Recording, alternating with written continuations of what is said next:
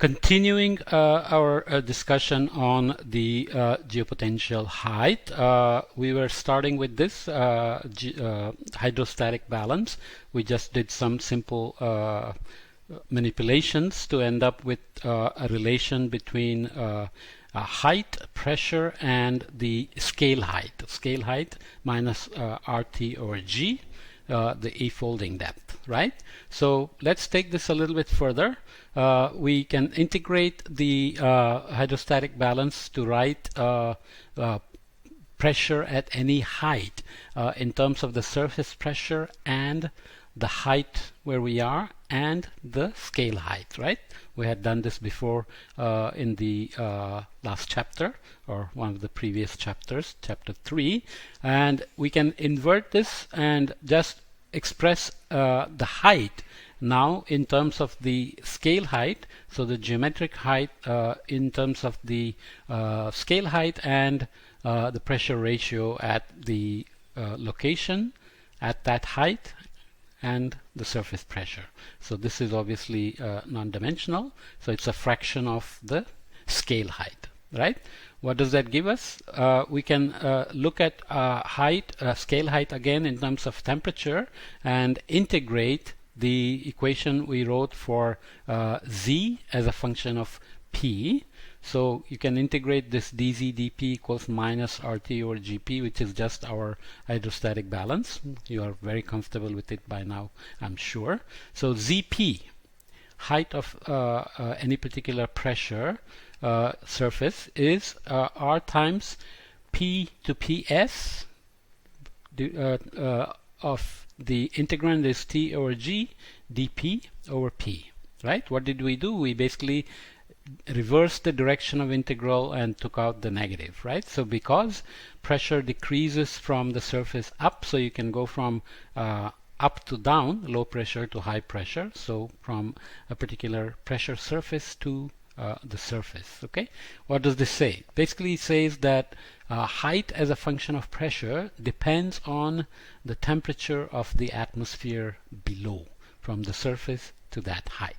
This is what I said in the last podcast, that somewhat analogously we had said pressure at any height depends on the weight of the air above, whereas here we are saying height of any pressure surface depends on the average temperature of the air column below. Okay, so we set Z of the surface pressure to be 0, which means we set the Z coordinate from the surface into the atmosphere. Makes sense, right? It's a vertical coordinate going from the surface to whatever height in the atmosphere, whatever pressure surface in the atmosphere. That's essentially our geopotential height. So you can look at the tilts of pressure surfaces, writing Z as H times ln PS over P. You can look at also the thickness between two pressure surfaces, right?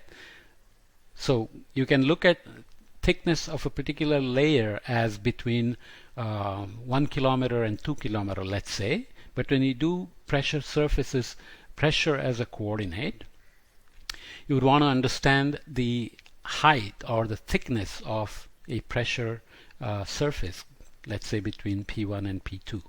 Right? How do you do that? You basically look at delta Z of a cold and warm temperature, because we are still in the temperature scale here. So R times delta T, the temperature difference between those two pressure surfaces, divided by G times ln PS over P. So you're at an average P and you're looking at the thickness of it on either side, right? So how do we think about it? So here we have pressure going from P1 to P2 to P3 to P4, because this is higher, lower, lower, lower, right? And obviously just like Z is a constant in this direction, you can think that you can draw Z lines as you want, but on each Z surface you're going to have different pressures. Just get used to the idea.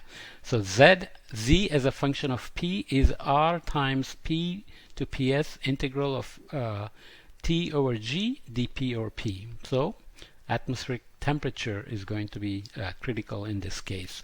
So you can see that the P1 surface has a dip here and all of them have a dip here. So there's a low pressure here and pressures increase away from that minimum. What does this say? If pressure is low here, that means at that Z the pressure is low, or you can say the pressure surface is at a lower height. So we're just trying to get used to this language of thinking of pressure as a coordinate in the vertical instead of the height.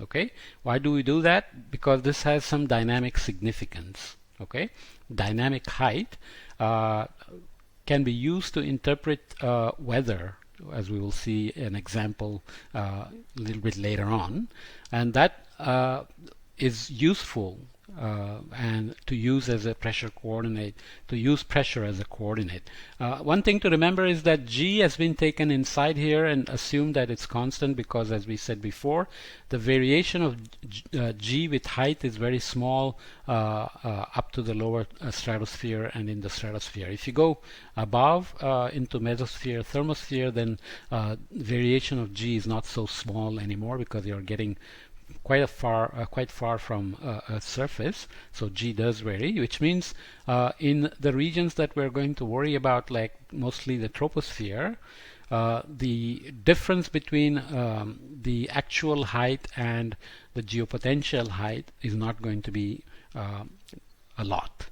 And yet we will see an example where the geopotential height varies from the tropics to higher latitudes, for example.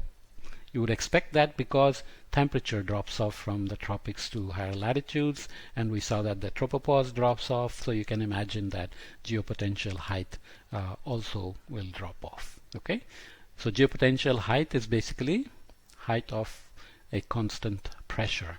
So we have to get used to thinking that way, but we will do many things with geopotential heights and you will obviously get quite comfortable with it. Okay, derivation is fairly straightforward. Just start with hydrostatic balance and just invert the equation and write Z as a function of P, pressure.